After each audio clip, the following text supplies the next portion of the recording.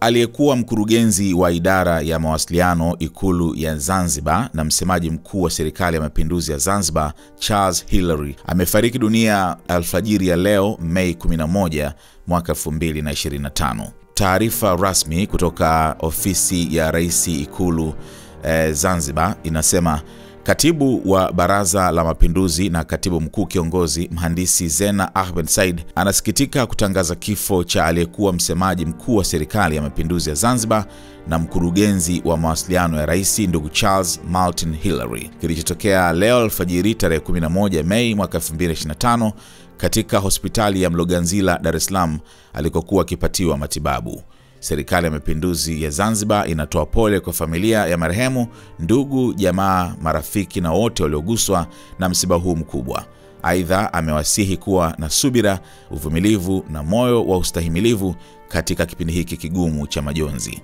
Marehemu Charles Martin Hilary atakumbukwa kwa uzalendo wake, uadilifu na mchango mkubwa aliyoutoa katika kusimamia mawasiliano ya serikali kwa weledi na ufanisi mkubwa. Mwenyezi Mungu ailaze roho ya marehemu mahali pema peponi, amina. Sasa Charles Hilary, cheo chake cha mwisho hiki ndio kilikuwa ni msemaji mkuu wa serikali ya mapinduzi ya Zanzibar na mkurugenzi wa mawasiliano ya Rais. Lakini kabla ya hapo Charles alikuwa ni mtangazaji mahiri kabisa, na mwisho alikuwa Azam, ambapo alikaa kwa miaka kadhaa akisoma taarifa za habari kwenye TV, akifanya vipindi vya radio. Lakini kabla hapo alikuwa ametoka BBC London, ambako amekaa BBC Swahili kwa muda mrefu sana.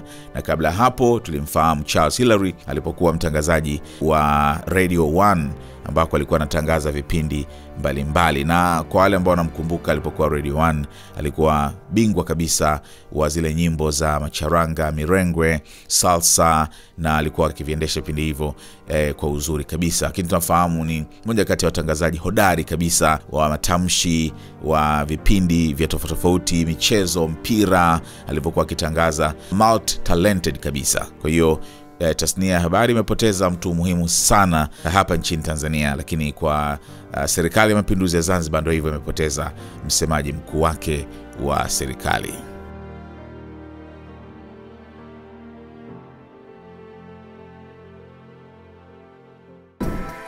Attention! Your potential customers are watching this video.